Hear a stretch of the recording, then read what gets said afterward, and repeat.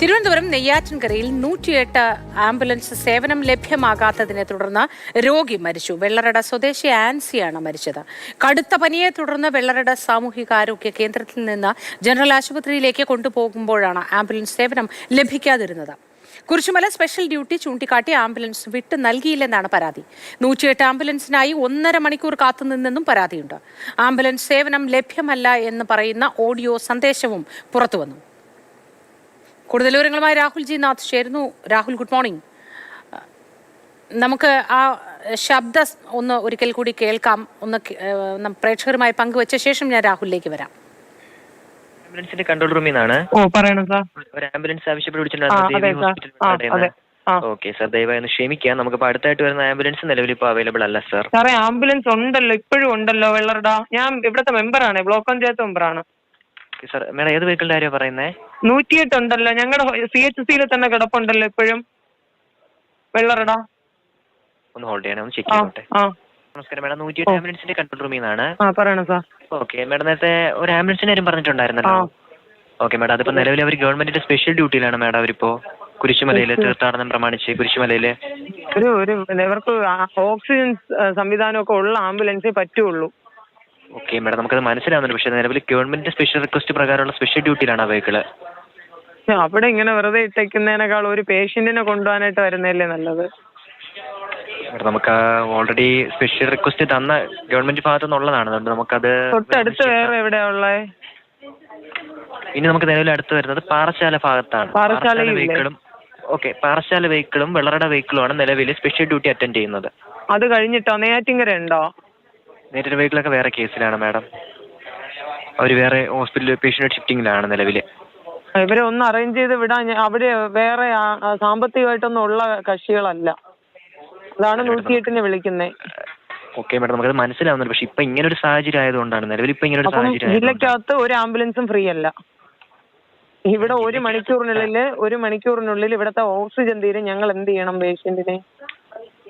Madam, നമുക്കിപ്പോ നിലവിൽ പറഞ്ഞത് ഇങ്ങനെ ഒരു കണ്ടീഷൻ ആയതുകൊണ്ടാണ് മാഡം. ഇപ്പൊ സാഹചര്യം ഇങ്ങനെ ആയതുകൊണ്ടാണ് പറഞ്ഞത് അങ്ങനെ. അതാണ് ഏതെങ്കിലും മറ്റെവിടെന്നെങ്കിലും ജില്ലക്കകത്ത് ഉണ്ടാവുമല്ലോ എവിടെയെങ്കിലും. മാഡം, ജില്ലക്കകത്തുള്ള വാഹനം തന്നെ അവർ വേറെ പേഷ്യന്റുടെ ഷിഫ്റ്റിംഗിലാണ് മാഡം നിലവിൽ. ഒരു ആംബുലൻസും ഫ്രീ അല്ല. ഒരു 2 മണിക്കൂറിനുള്ളിൽ ഒന്നും കിട്ടൂലേ? നിലവിൽ ഇപ്പൊ വാഹനങ്ങൾ കേസിലാണ് മാഡം. Good morning. ഈ ഒരു പ്രത്യേക ഡ്യൂട്ടിയിലായതുകൊണ്ട് ഒരാൾക്ക് ആംബുലൻസിന്റെ സേവനം നിഷേധിക്കുക എന്ന് പറഞ്ഞാൽ ഇവർക്ക് പിന്നെ എന്തിനാണ് പ്രവർത്തിക്കുന്നത് എന്ന് തോന്നിപ്പോവും. ഇവിടെ ആരുടെ ഭാഗത്താണ് തെറ്റ് എന്ന് നമുക്ക് പറയാൻ കഴിയാത്ത അവസ്ഥയാണ്. അവർക്ക് അവരുടെ ഉത്തരവാദിത്വം നിറവേറ്റുക എന്നാണ് അവിടുത്തെ ജീവനക്കാർക്ക് ചെയ്യാൻ കഴിയുന്നത്. വിശദാംശങ്ങൾ എന്താണ് രാഹുൽ? അതേ നിസ്സഹായത തന്നെയാണ് ഈ ആംബുലൻസിന് വേണ്ടി വിളിച്ച ബ്ലോക്ക് പഞ്ചായത്ത് മെമ്പറാണ് വിളിക്കുന്നത്. കാരണം ഈ പറയുന്ന ആൻസി എന്നാണ് വെള്ളറട സ്വദേശിനിയുടെ പേര്. കടുത്ത പനിയുമായാണ് വെള്ളറട സ്വകാര്യ ആശുപത്രിയിലേക്ക് പോകുന്നത്. ആ ഘട്ടത്തിലാണ് ഡോക്ടർ പറയുന്നത് ഇത്തരത്തിൽ ഓക്സിജൻ സംവിധാനമുള്ള കുറച്ചുകൂടി സൗകര്യമുള്ള ആശുപത്രിയിലേക്ക് മാറണമെന്ന്. ആ ഘട്ടത്തിൽ ഈ 108 ആംബുലൻസിൻ്റെ സേവനത്തിന് വേണ്ടി ആ നമ്പറിലേക്ക് വിളിക്കുകയും ഡോക്ടർ ഉൾപ്പെടെയുള്ളവർ സംസാരിക്കുകയും ചെയ്തു. 2 ഘട്ടമുണ്ട് ഇതിനകത്ത്.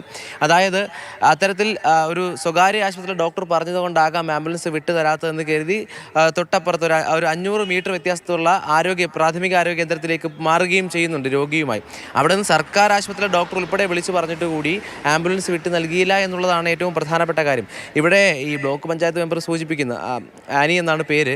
അവർ സൂചിപ്പിക്കുന്ന ഒരു കാര്യമുണ്ട്. അതായത് വെള്ളറട CHSയിൽ ഒരു ആംബുലൻസ് ഇത്തരത്തിൽ ഇപ്പോൾ ഒരു ഡ്യൂട്ടിയും ഇല്ലാതെ നിലവിൽ കിടപ്പുണ്ട് എന്ന് പറയുന്നുണ്ട്. അത് വിട്ടു തരൂ എന്ന് പറയുമ്പോൾ അത് കുരിശുമല ഡ്യൂട്ടിയുമായി ബന്ധപ്പെട്ട് എന്തെങ്കിലും എമർജൻസി വന്നാൽ പോകേണ്ടതായി ഉണ്ട് എന്ന് പറഞ്ഞിട്ട് കൺമുന്നിൽ അവർ ആംബുലൻസ് കാണുന്നുണ്ട് നമ്മൾ മനസ്സിലാക്കുന്നു.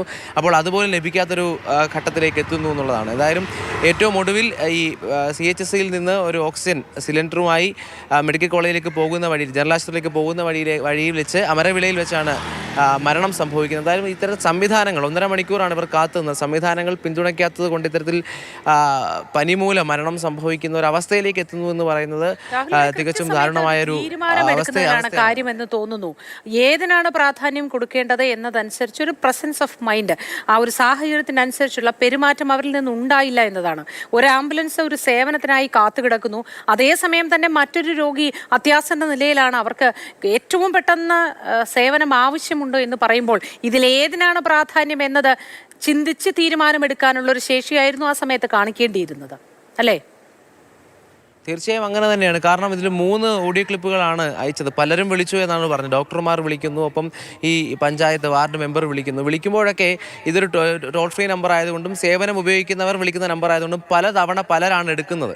അപ്പോൾ ആംബുലൻസ് ഇല്ല, ഈ രോഗി മരണപ്പെട്ടതിന് ശേഷം ഇങ്ങനെ സംഭവിച്ചതെന്ന് പറയുമ്പോൾ മറ്റൊരാളെടുത്ത് ഇതെന്താണ് കേസെന്ന് ആദ്യം മുതൽ ചോദിക്കുകയാണ്. അത്തരത്തിലൊരു ബുദ്ധിമുട്ട് കൂടി അവർ അനുഭവിച്ചിട്ടുണ്ട്. എന്തായാലും ഈ ആംബുലൻസ് ഈ ഡ്യൂട്ടിയുമായി ബന്ധപ്പെട്ട് ഇല്ല എന്ന് പറയുമ്പോൾ രോഗിയുടെ അവസ്ഥ ഇതാണല്ലോ നമ്മൾ തീർച്ചയായും മാനിക്കേണ്ടത്. കാരണം ഈ രോഗിയെ സംബന്ധിച്ച് നമ്മൾ മനസ്സിലാക്കുന്നത് ഭർത്താവ് മാത്രമാണ് ഒപ്പം ഉള്ളത്. ഭർത്താവിന് കാഴ്ച പരിമിതിയുണ്ട്. അതുകൊണ്ട് തന്നെ ഇത്തരത്തിൽ ഈ പൊതുപ്രവർത്തകർക്ക് ഇടപെട്ടുകൊണ്ടും പള്ളിയുമായി ബന്ധപ്പെട്ടുള്ളവരുമാണ് ഈ സഹായത്തിന് എത്തിയത്. അപ്പോൾ അവർക്കും ചെയ്യാൻ പരിമിതിയുണ്ട് എന്നാണ് അവർ പറയുന്നത്. അവർ പലതവണ 1.5 മണിക്കൂറാണ് ഈ രോഗിക്ക് വേണ്ടി, അതും ഡോക്ടർ കൃത്യമായി പറഞ്ഞു 1.5 മണിക്കൂറിൽ 1 മണിക്കൂറിൽ ഓക്സിജൻ അവസാനിക്കും, അതിനു മുമ്പ് ജനറൽ ആശുപത്രിയിലേക്കോ അല്ലെങ്കിൽ മെഡിക്കൽ കോളേജിലേക്കോ പോകണമെന്ന് പറയുന്നു. ആ ഒരു വസ്തുത, ആ യാഥാർത്ഥ്യം മുന്നിൽ നിൽക്കുമ്പോൾ ഈ സംവിധാനങ്ങൾ പിന്തുണച്ചില്ല എന്നുള്ളത് തന്നെയാണ് ഇവർ ഉന്നയിക്കുന്ന ഏറ്റവും പ്രധാനപ്പെട്ട പ്രശ്നം. അപ്പോൾ മോത്തി സൂചിപ്പിച്ചതുപോലെ ഏതിന് പരിഗണന നൽകണം? ഇത്തരം ഡ്യൂട്ടി ആണെങ്കിൽ അതിനെന്ത് ചെയ്യാൻ കഴിയും? അത്തരത്തിലൊരു സ്പെഷ്യൽ ഡ്യൂട്ടിയിൽ നിൽക്കുന്ന ആംബുലൻസിനെ ഇത്തരം ഒരു രോഗിക്ക് വിട്ടുകൊടുക്കണമെങ്കിൽ അതിനെന്ത് ഈ സംവിധാനങ്ങൾക്ക് ചെയ്യാൻ കഴിയും? അങ്ങനെ ചെയ്യാൻ മറ്റു വഴികളില്ലേ എന്നുള്ള ചോദ്യമാണ്. പ്രവർത്തിക്കുന്നവർക്ക് അത്തരത്തിലൊരു വിവേചനാധികാരം നൽകുകയാണ് വേണ്ടത്. ആ തിരിച്ചറിവാണ് ഏറ്റവും ആദ്യം വേണ്ടത്. സംവിധാനങ്ങളുടെ പിഴവ് കൊണ്ട് നഷ്ടപ്പെട്ടത് ഒരു ജീവനാണ്.